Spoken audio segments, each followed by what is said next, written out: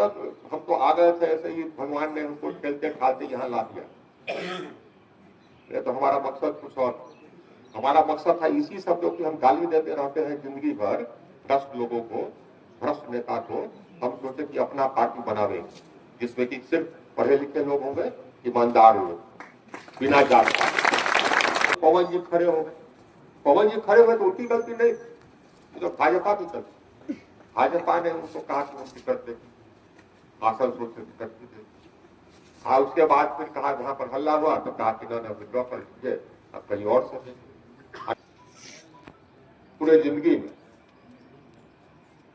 कि साहब अधिकतर नेता जो है चोर होते हैं, भ्रष्ट होते हैं, चरित्रहीन होते हैं, कमीशन खाते यानी घूस खाते हैं। हमको इन सबसे नफरत, जो घूसखोर है उससे हमको नफरत है, रहेगा। अगर अंचल अधिकारी पैसा देकर के आया है, पोस्टिंग कराया है नेता, तो यहाँ पैसा लूटेगा, परिमार्जन में 10,000 रुपया लेगा। वीडियो पैसा देकर के आया है, अपना पोस्टिंग कराया है नेता को, पैसा देके आया तो आपसे पैसा ले, हर आवास में 30,000 रुपया ले।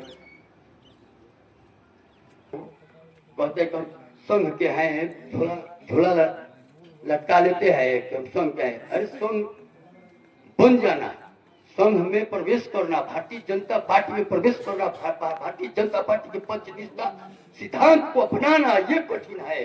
राष्ट्रीय स्वयंसेवक संघ का विचारधारा पर चलना वो कठिन है। झोला लटका लेने से कुछ व्यक्ति है, ऐसे ही व्यक्ति के द्वारा विश्वास भीतर घात किया गया है। मित्रों, वो संघ के नहीं है, लेकिन कहते हैं कि हम आरएसएस के हैं, हम भारतीय जनता पार्टी के हैं। भारतीय जनता पार्टी के लोग